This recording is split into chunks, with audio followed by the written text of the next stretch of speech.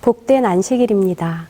매년 6월 둘째 안식일은 대총회가 정한 세계 여성사역 강조일입니다. 이날은 여성이 안교교사, 설교 등의 순서에 적극 참여하고 여성사역에 유익한 간증 또는 세미나 등의 순서를 계획하도록 권하고 있습니다. 이 특별한 날, 하나님의 동력자가 되는 위대한 사역, 위로자의 사역에 대해 말씀드리고자 합니다. 제가 설명하는 이 사람은 누구일까요? 예루살렘 교회가 안디옥 교회에 파송한 지도자입니다. 바울과 함께 전도 여행을 다녔습니다. 이 사람은 누구일까요? 네, 바나바입니다. 하나님의 말씀 사도행전 4장 36절에 보면 바나바에 대해 이렇게 소개합니다. 구브로에서 난 레위족 사람이 있으니 이름은 요셉이라. 사도들이 일컬어 바나바라, 번역하면 위로의 아들이라 하니. 이 성경절에서 저희가 바나바에 대해 알 수 있는 사실 몇 가지가 있습니다. 첫 번째는 구브로 태생입니다. 구브로는 현재 키프로스라고 하는 지중해의 섬입니다. 두 번째는 레위족 사람입니다. 세 번째, 본명은 요셉입니다. 네 번째, 바나바는 사도들이 지어준 별명입니다. 다섯 번째, 바나바라는 이름의 뜻은 위로의 아들입니다. 영어를 그대로 번역하면 격려하는 사람, 용기를 주는 사람이라는 뜻입니다. 본명은 요셉이고 바나바라는 별명을 가진 바나바는 어떤 사람이었을까요? 다른 사람을 지지해주고 희망을 주고 믿어주고 용기 주는 사람이었을 것입니다. 바나바는 원어로 파라칼레어인데요. 간청하다, 열심히 권하다, 기도하다 라는 뜻이 있습니다.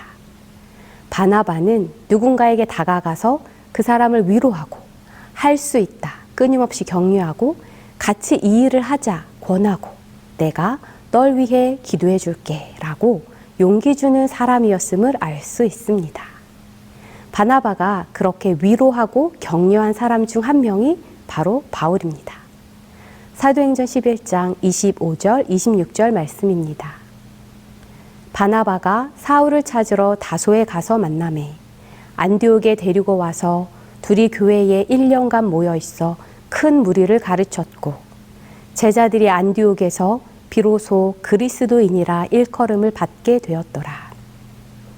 바울이 그리스도인들을 핍박하다가 회심하고 예수님을 믿게 되었습니다.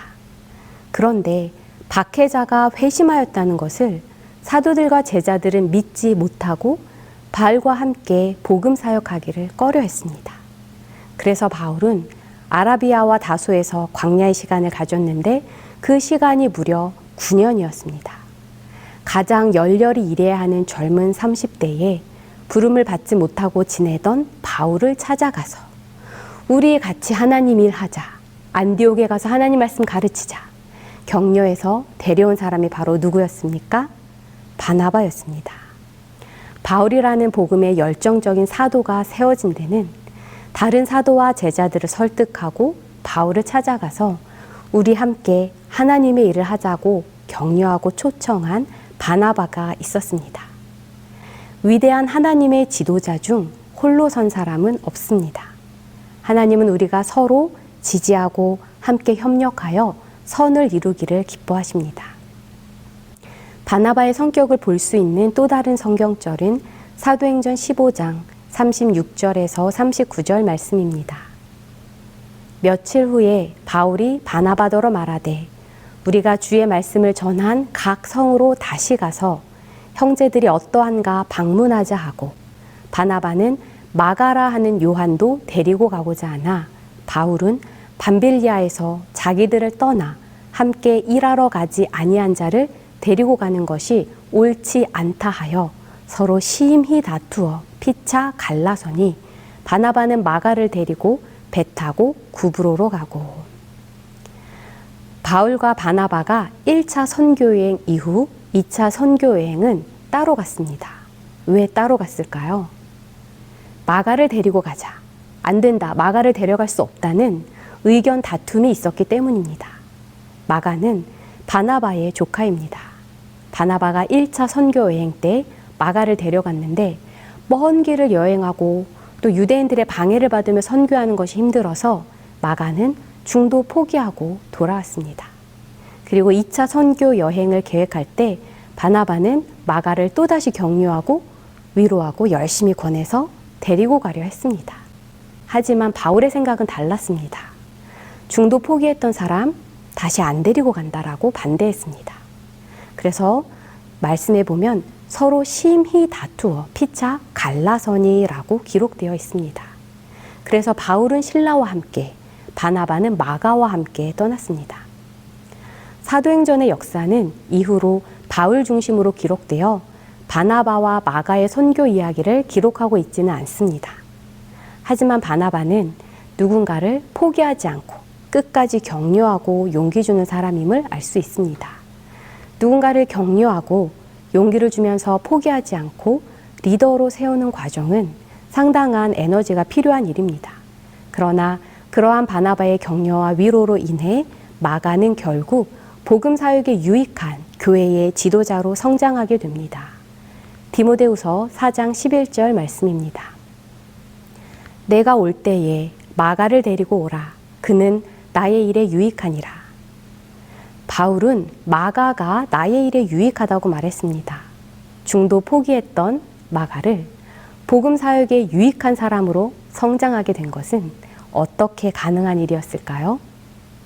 바나바의 격려가 있었기 때문입니다. 격려는 위대한 일을 합니다.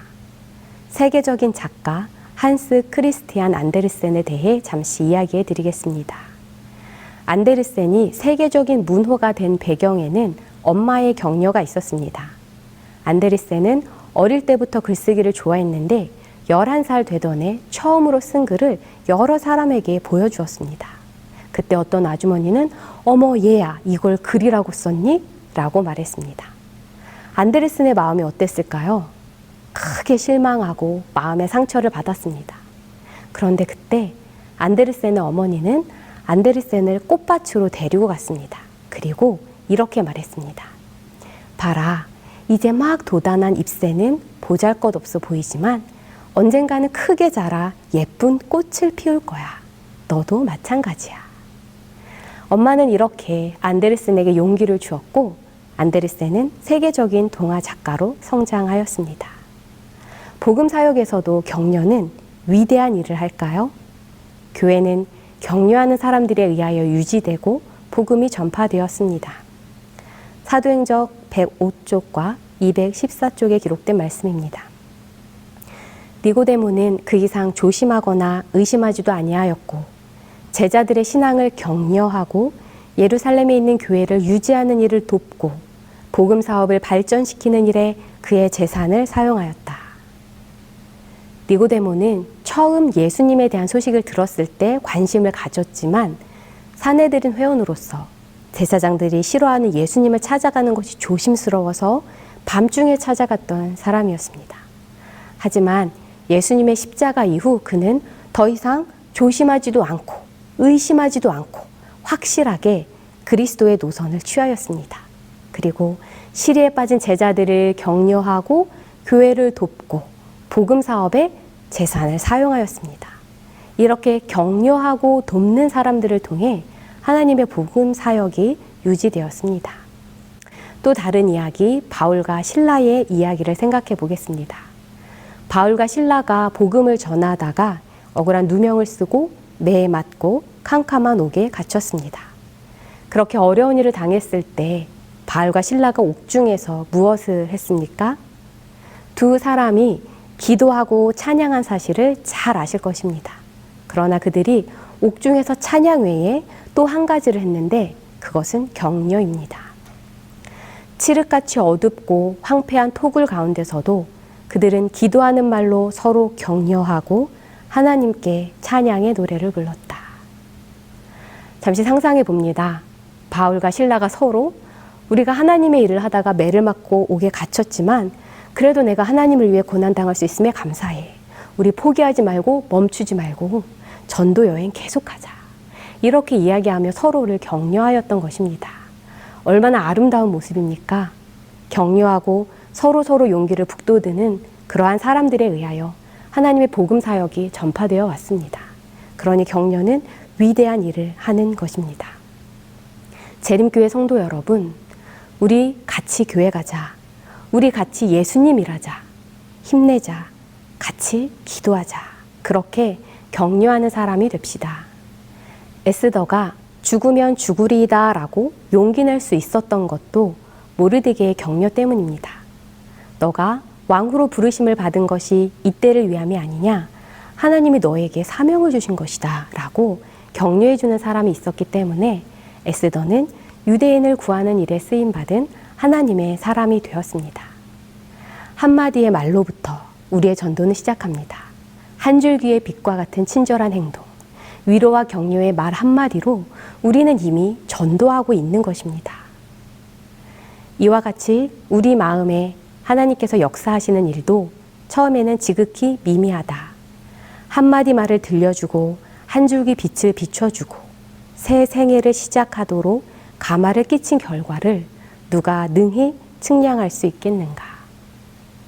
제가 또 한 사람 격려를 받아 힘을 얻고 하나님의 사명을 감당한 사람의 글을 읽어드릴 텐데요. 이 사람이 누구인지 한번 생각해 보세요. 건강이 너무 좋지 못했기 때문에 나는 끊임없이 고통을 겪고 있었고 외관상으로만 보면 조금밖에 못 살 것 같았다. 나는 17세에 불과하였고 작고 허약했으며 사회성이 개발되지 않았기 때문에 자연적으로 소심하고 겁이 많았다. 누구일까요? 네, 엘렌 G. 화이트입니다. 하나님께 부르심을 받았을 때 엘렌 G. 화이트는 네, 알겠습니다 하고 한 번의 부르심에 응한 것이 아니었습니다. 17세에 부름을 받았던 엘렌 G. 화이트는 건강이 좋지 못했습니다. 내가 그 일을 할 수 있을까? 그리고 나는 아직 어려. 그리고 소심해. 자신이 없어. 라고 생각했습니다. 교회증언 1권은 계속하여 기록합니다. 낯선 사람들을 만나는 것이 나에게는 고통스러웠다. 나는 세상으로 나가는 일을 달갑게 여기지 않았고 세상의 조롱과 반대를 당하는 일을 두려워하였다. 나에게는 자신이 별로 없었다. 내 앞에 제시된 이 사업을 완수하는 것이 나에게 불가능한 것처럼 보였고 그 일을 시도하면 틀림없이 실패할 것처럼 느껴졌다. 나이에 있어서 어린 아이에 불과한 내가 어떻게 이곳 저곳으로 다니면서 사람들에게 거룩한 하나님의 진리를 설명할 수 있을 것인가? 나의 마음은 그 생각에서 오는 공포로 위축되었다. 나는 나에게 쇄도에 오는 책임에서 벗어나는 수단으로 죽음을 갈망하였다. 엘렌 G. 화이트이 이렇게 연약한 모습이었을 거라고 생각해 보신 적 있으십니까? 저에게는 참으로 훌륭한 선지자이고 다양한 분야의 많은 책을 쓰고 하나님의 말씀을 선포한 사람이지만 17살의 나이에 그 사명을 받았을 때 엘렌 G. 화이트는 어린아이에 불과한 내가 어떻게 그 일을 할 수 있을까? 두려웠고 할 수 없을 것 같았고 차라리 죽고 싶었습니다. 얼마나 하나님의 부르심에 순종하는 것이 처절한 몸부림이었는지 잘 보여줍니다. 17살, 17세면 여러분 다 컸다고 생각하십니까? 아직 애라고 생각하십니까? 17세의 다니엘과 요셉은 위대한 하나님의 사람으로서 사역을 했지만 또 17세는 한없이 어리게 느껴지는 나이입니다. 군대를 가도 어린애 같습니다. 하지만 17세의 어린아이가 복음의 사명을 받아들고 87세에 주 안에 잠들기까지 70년을 복음 사역에 헌신하는 여성 리더가 되었습니다. 이것은 홀로 한 것이 아니었습니다. 주변에서 하나님을 바라보도록 하나님을 의지하도록 격려해주는 믿음의 공동체가 있었기 때문입니다. 한 소녀가 부르심을 감당하지 못할 것 같아서 힘들어하고 있을 때에 교회는 연합하여 기도하기 시작했습니다. 교회는 나의 상황을 특별한 기도의 주제로 삼았다. 초기의 경험에서 하나님의 능력이 나에게 나타난 것을 반대했었던 피어슨이 이제 나를 위하여 열렬하게 기도했다. 그는 친절한 아버지처럼 나에게 용기를 주고 위로하고 죄인들의 친구 되시는 예수님께 버림을 받지 않았다는 사실을 믿으라고 말했다. 이 구절을 보면 엘렌 G. 화이트이 초기에 계시를 받았을 때 의심하고 반대했던 사람이 있었다는 것을 알 수 있습니다. 그런데 그 피얼슨이라는 사람이 나중에는 친절한 아버지처럼 용기 주고 격려하는 사람이 되었습니다. 엘렌 G. 화이트는 계시를 볼 때에 본인의 죄를 드러내는 환상도 보았기 때문에 자신에 대한 절망도 했습니다. 그러나 그런 엘렌 G. 화이트에게 처음에는 정말 계시받은 것 맞아? 의심하던 사람이 후에는 예수님을 바라보라고, 너가 죄인이어도 예수님이 끝까지 너를 버리지 않고 책임지실 거라고 격려하는 사람이 된 것입니다. 이러한 공동체의 격려와 기도가 엘렌 G. 화이트를 복음 전도자로 서는 일에 도움을 주었습니다.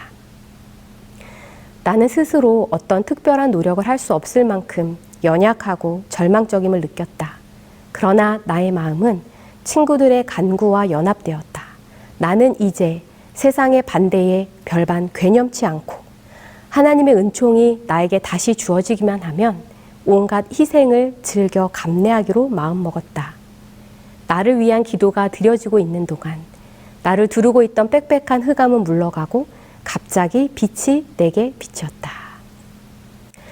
절망과 두려움에 떠는 17살 여자아이가 하나님의 사명을 감당하게 해달라고 믿음의 공동체가 모여 간구할 때에 엘렌 G. 화이트는 그 기도의 응답으로 이제 용기를 얻었고 흑암이 물러가고 빛이 비치었습니다.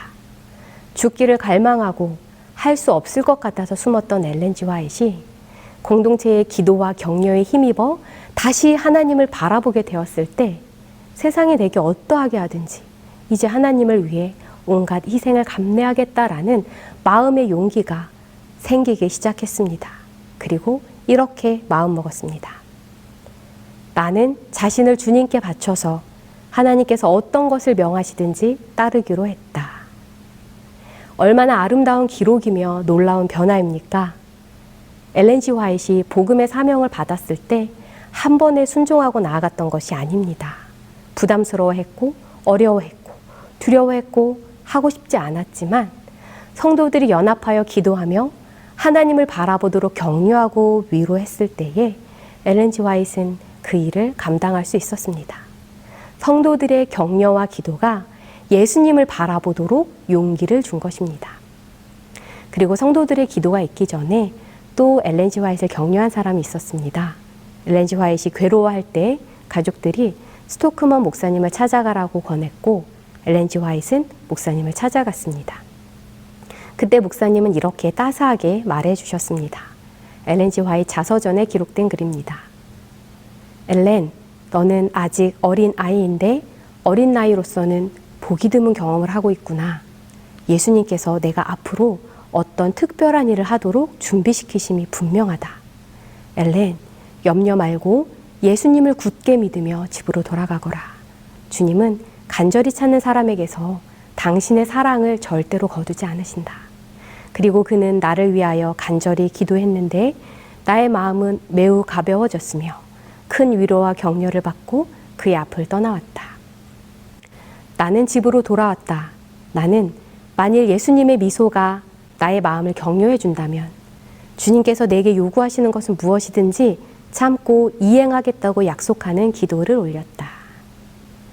한 어린 여자아이가 하나님의 복음을 전하는 선지자로 서기까지 홀로 선 것이 아닙니다. 가족의 격려, 교회의 기도, 친구들의 기도, 목사님의 격려, 예수님의 미소, 이 모든 것이 합력하여 하나님의 일을 하는 리더를 양성한 것입니다. 고민과 번뇌와 두려움 중에 예수님 바라보라고, 예수님 굳게 믿으라고 그렇게 격려하는 믿음의 공동체가 있었기에 그렇게 할 수 없을 것 같았던 복음 사역을 80년간 할 수 있게 한 것입니다. 아나톨 프란스는 이런 말을 했습니다. 교육의 10분의 9는 격려이다. 가르침은 많은 것을 하지만 격려는 모든 것을 한다. 우리는 누군가에게 가르침을 줄 수 있습니다. 이렇게 하는 거야. 한번 해봐. 그렇게 가르쳐 주는 것도 많은 일을 하지만 격려는 더 큰 일을 합니다. 이렇게 하는 건데 너는 할 수 있어. 내가 옆에서 도와줄게. 하나님 바라보고 용기 내자. 괜찮아. 실수할 수 있어. 다시 한번 해보자. 이렇게 격려는 가르침보다 더 많은 것을 모든 것을 한다고 말하고 있습니다. 재림성도 여러분, 우리는 주변 사람들에게 예수님을 바라보라고 용기를 북돋우는 일이 필요합니다. 영감의 말씀은 이것이 우리 그리스도인이 해야 하는 사업이라고 말합니다. 예수님은 가장 필요되는 곳에 격려와 위로와 도움을 주는 것이 당신의 사업이라고 선언하셨다.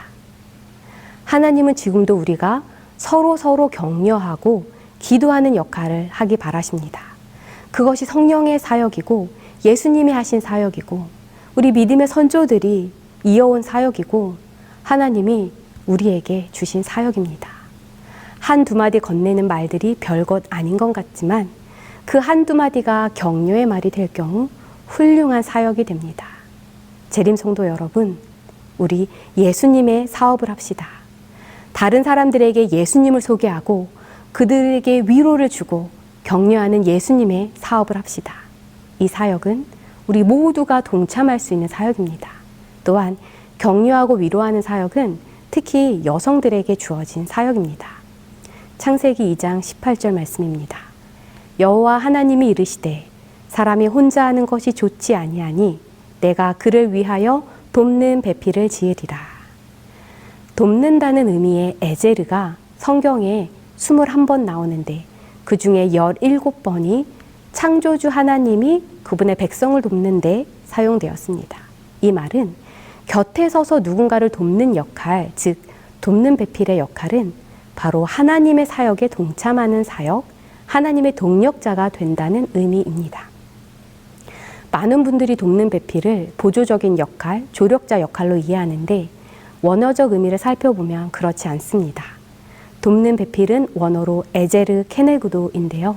에제르는 도움이라는 뜻이고 케네그도는 곁에, 맞은편에, 짝을 이르는 말입니다. 그래서 에제르 케네그도의 뜻은 곁에 서서 도움을 주는 사람, 마주보고 도움을 주는 사람, 도움을 주는 짝이라고 해석할 수 있습니다.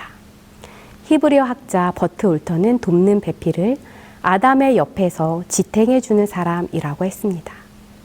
여성들에게 주어진 돕는 배필의 사명은 이 땅에 상처받은 영혼들을 하나님의 마음으로 끌어안고 기도하면서 감싸주라는 부르심입니다.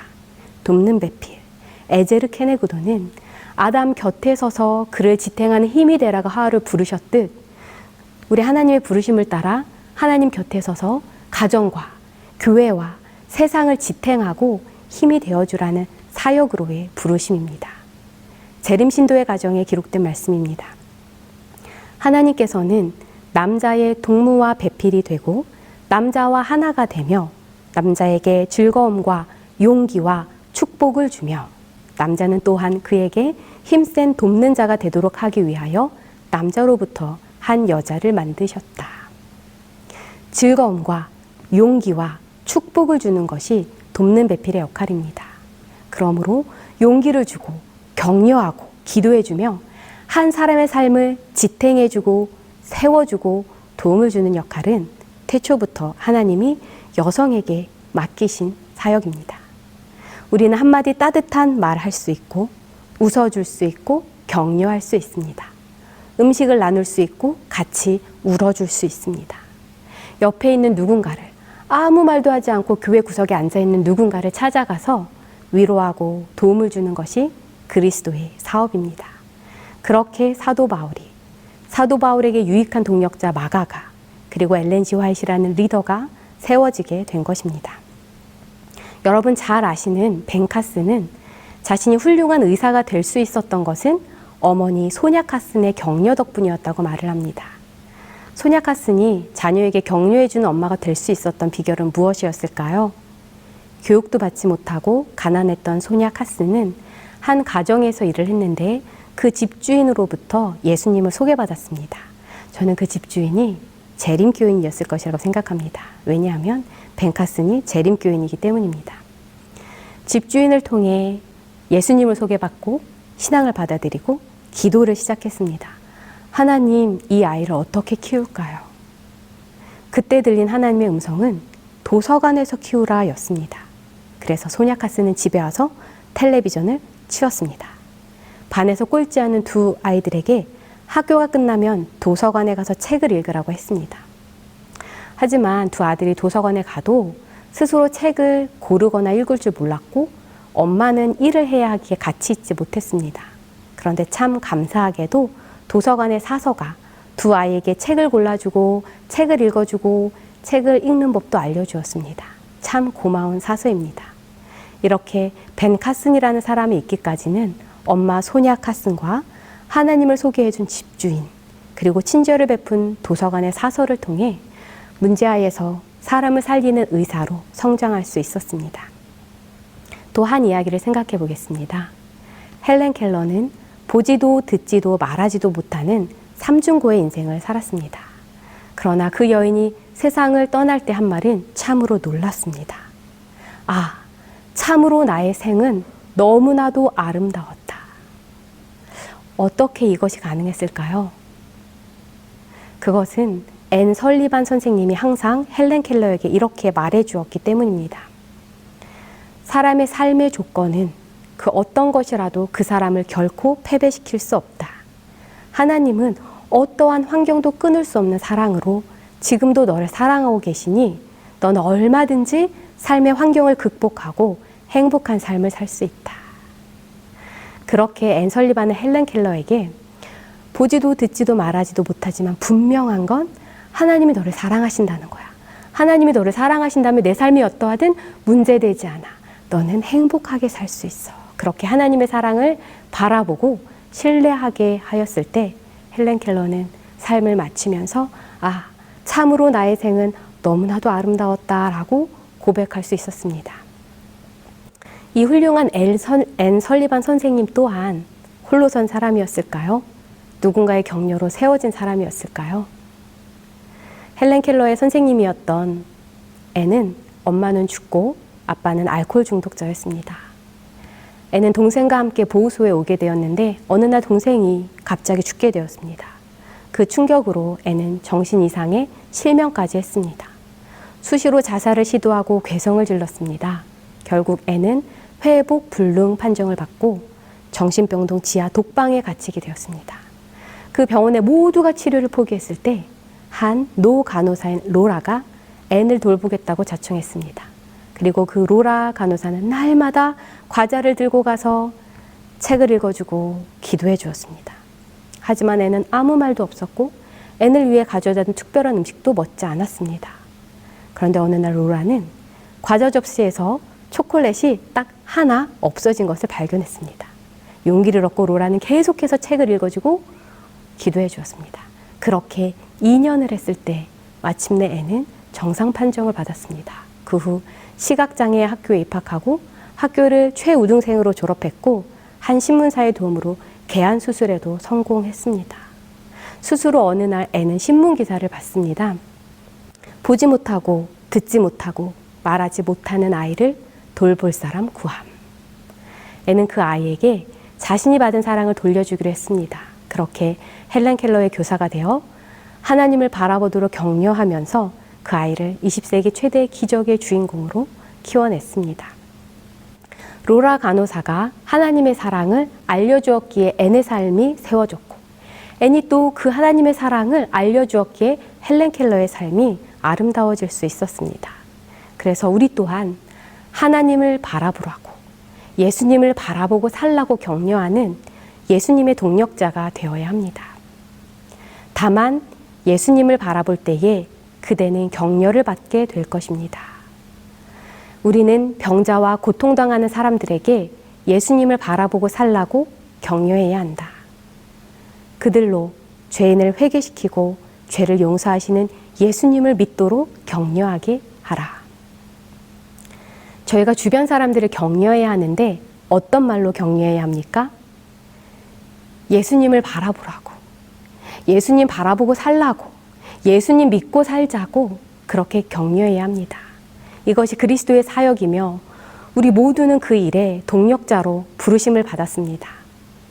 바울이 세워질 때 바나바가 격려했었고 십자가 이후 니고데모의 격려가 복음 사역을 유지했고 모르드게의 격려가 에스더가 하나님을 바라보며 용기 내게 하였습니다.